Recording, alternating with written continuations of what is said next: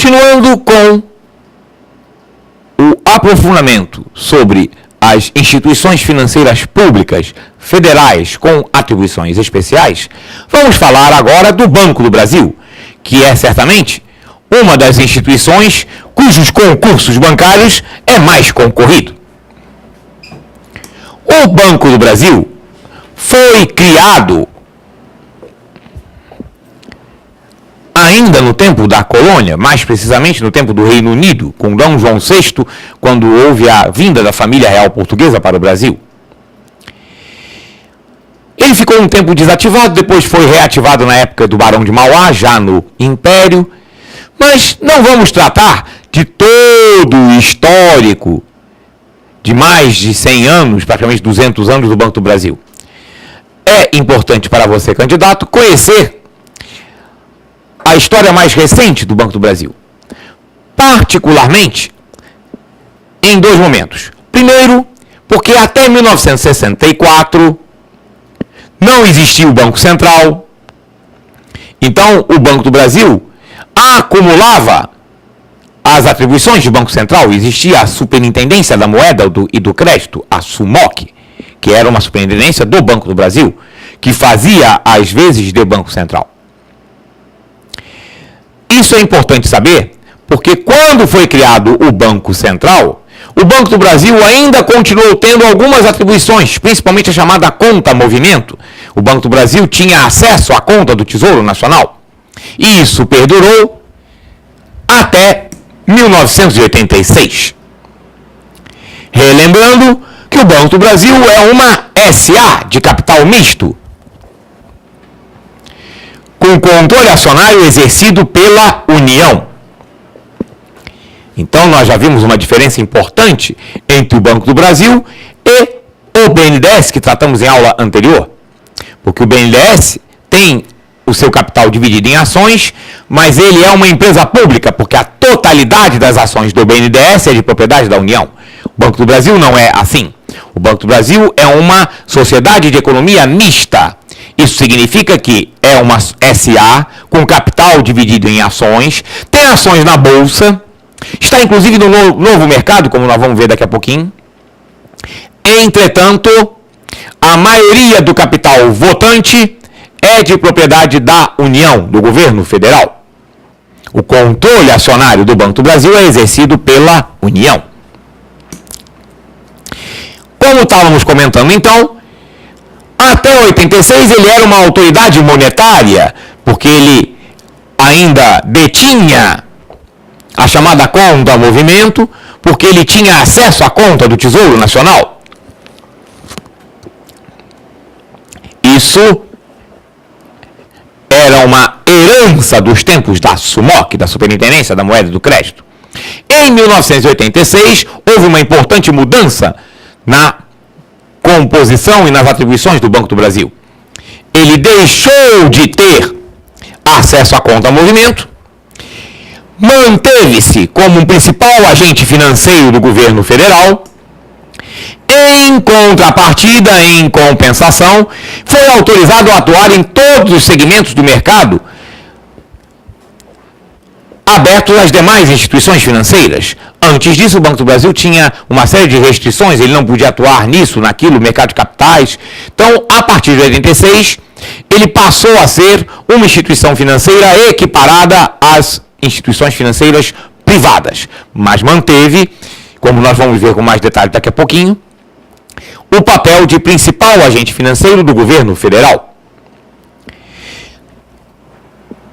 Então, no próprio ano de 86, o Banco do Brasil instituiu a BB-DTVM, Banco do Brasil Distribuidora de Títulos e Valores Mobiliários.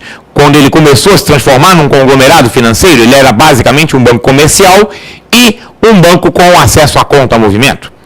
A BB-DTVM foi uma das primeiras subsidiárias criadas pelo Banco do Brasil nesse processo de transformação em conglomerado financeiro.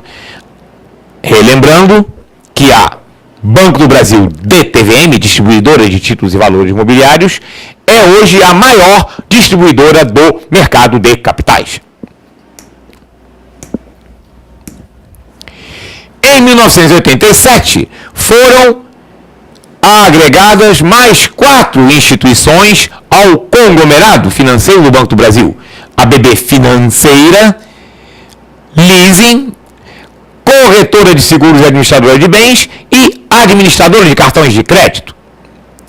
A administradora de cartões de crédito do Banco do Brasil, no ano seguinte, lançou o Ourocar, que foi o cartão de crédito específico do Banco do Brasil, emitido pela BB Cartões, e foi o primeiro cartão múltiplo do mercado, o primeiro cartão que tinha ao mesmo tempo funções de crédito e de débito, que permitia o acesso à conta do cliente e também tinha as funções de cartão de crédito. E as operações de leasing financeiro, iniciadas em julho de 88, como a operação da BB Leasing. Em 88 ainda foi criado o Banco de Investimento do Banco do Brasil, o BBI. Em 89, no Rio de Janeiro, o Banco do Brasil lançou o seu primeiro centro cultural. Os centros culturais do Banco do Brasil são, hoje, uma instituição reconhecida em várias grandes cidades, com uma programação de apoio e atividades culturais bastante relevante.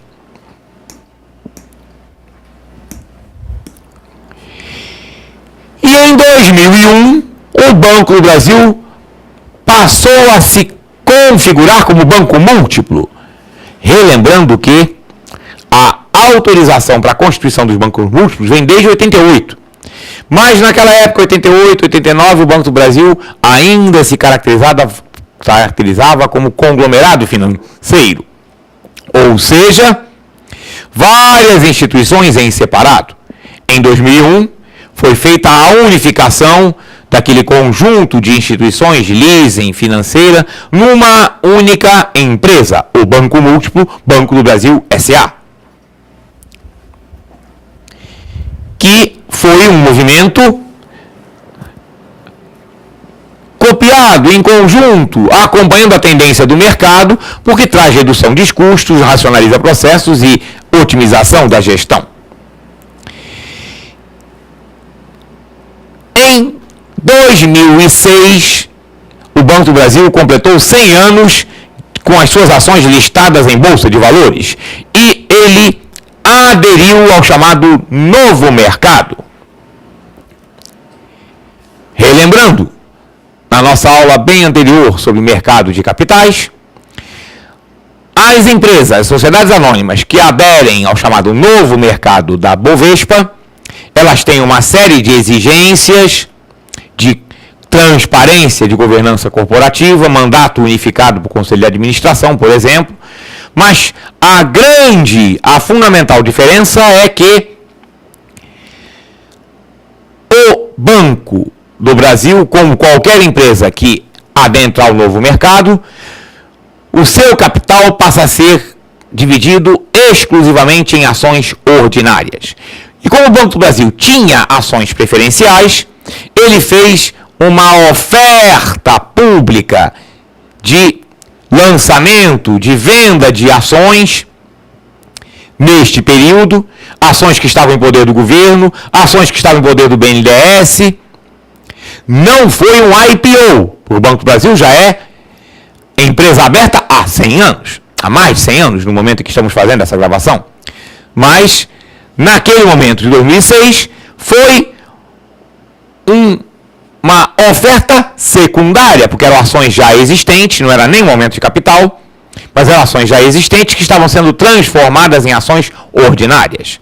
O governo adquiriu o volume suficiente para manter o controle acionário e o restante foi distribuído pelo mercado, porque um dos compromissos que a empresa, ao aderir ao chamado novo mercado da Bovespa, que é o grau máximo, grau maior de governança corporativa, ela se compromete a ter no mínimo 25% das suas ações no chamado free float, ou seja, livremente negociáveis. É um parcela do capital que não está na mão dos acionistas controladores e nem está em tesouraria, está no mercado, disperso e disponível para negociação. Essa é uma outra exigência importante do chamado novo mercado da Bovespa. No mínimo 25% do capital disperso e para livre negociação em bolsa.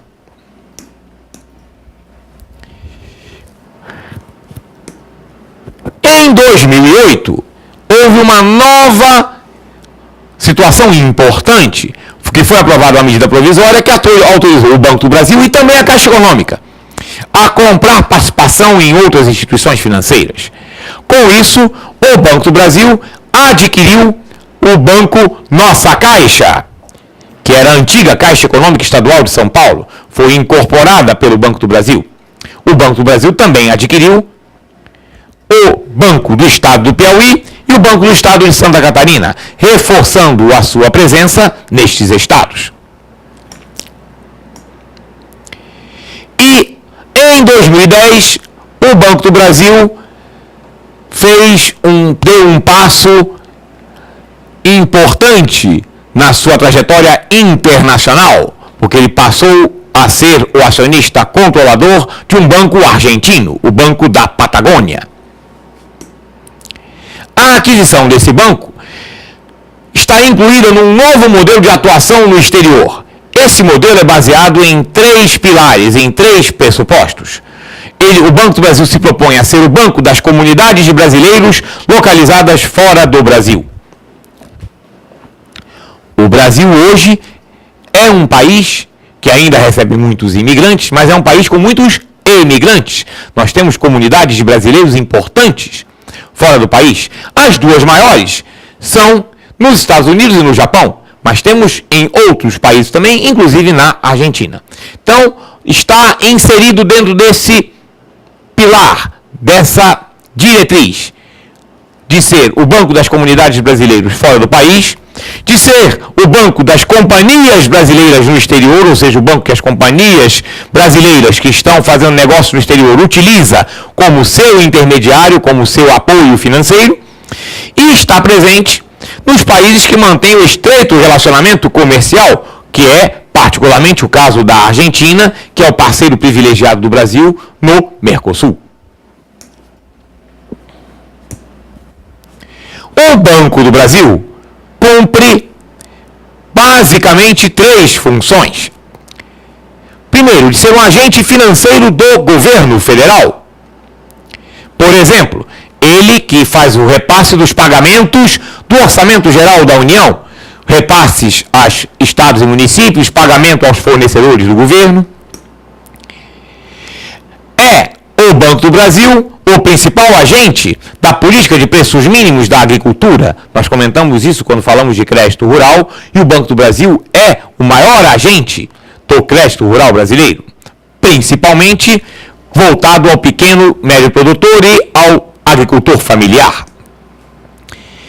E na política de comércio exterior, tanto fornecendo financiamentos à exportação, o Banco do Brasil é o principal agente financeiro do comércio exterior, é o banco que tem o maior volume de concessão de financiamentos à exportação, principalmente do ACC, adiantamento sobre contrato de câmbio, que nós vimos quando falamos de câmbio e comércio exterior.